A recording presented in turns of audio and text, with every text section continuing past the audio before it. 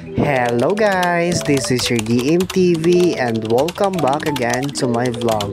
Siyempre guys, for today's video, pag ulang kagwa ang mga person sa Longga, kay mga alas 7 galis ang aga to alas 10 is grabe pa ang ulan. Amo na gani mga kadiyamamba ko sa inyo, kagina ang person gali is alas 10 na nakagwa kay naulaw na ang ulan. Kaya mo na gani ang inyo naman nga ka-DM kay nagulaw ng ulan, syempre nagugas na dis ang kaldero kay matigang naman. Sa ngamon nga tig pala niya gahon for today's video. Anyway guys, after ko naman gali magugas ang kaldero, diri naman ko nagdiretso sa amon dapog kay para magpakalayos ang kahoy. Kag syempre para hindi na ta mabudlayan magsindot-sindot sang kalayo karon.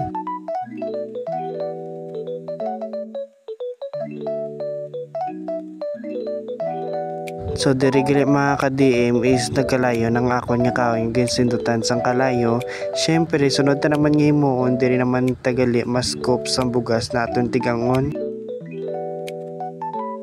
Anyways mga ka-DM, before ko to kilisan ang bugas, syempre gimpakalayuan ko di ulit kaya napatay ang kalayo. Syempre guys, nagkalayo naman gid kag flex ko lang digali ang akon nga kureng kasabad-sabad sa akon nga obra.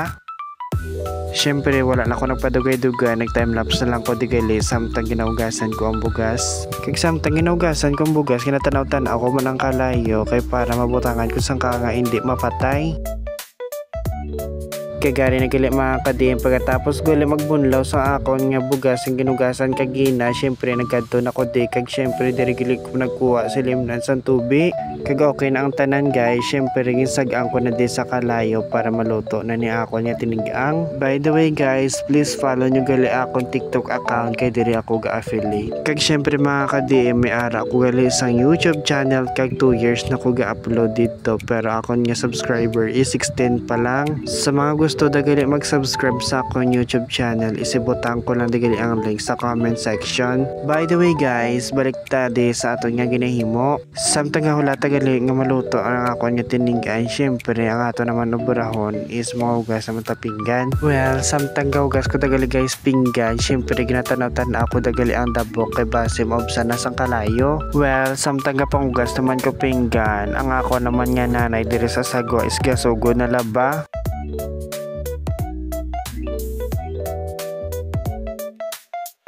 Then balik tayo guys sa akong ginahimo. So fast forward guys, so tapos na ako digali mangugas ang pinggan, kag syempre bantayan ko na lang maluto ang akong nga tinigang, kag flex ko lang gali akong nga mga alaga sa koreng.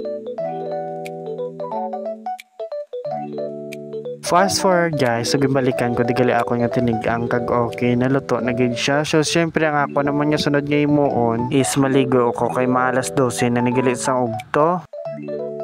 Well, fast forward gali guys, so diri nga time is tapos na ko diri maligo. Well, syempre mga ka-DM, nag-ilas nagid ko gali dayon no kay ma-live pa ko diri gali sa akong TikTok account. Sa diri gali nga time mga ka-DM is gipangusay na ko diri kay ginakayo ko na akong book para naman maka-start na ko sa akong live.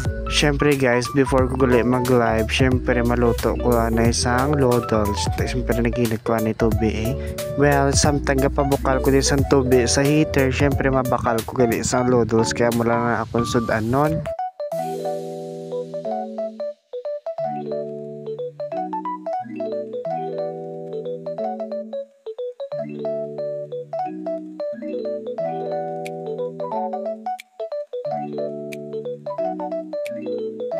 Syempre guys, fast forward gali no, so dere pagabot ko sa balay, ginluto ko na dayon ang noodles sa ininit.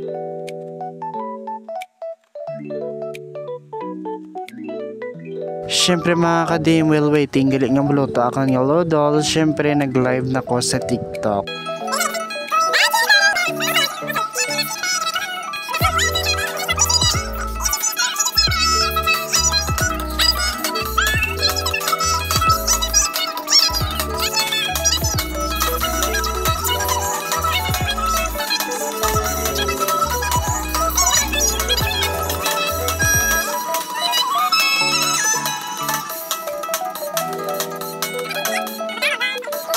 Siyempre mga ka-DM, kung nakaabot ka diri lang nga video, madamo yun nga salamat sa inyo nga suporta, kag diri ko na lang tapuson ang akon nga video. Bye bye, thank you for watching.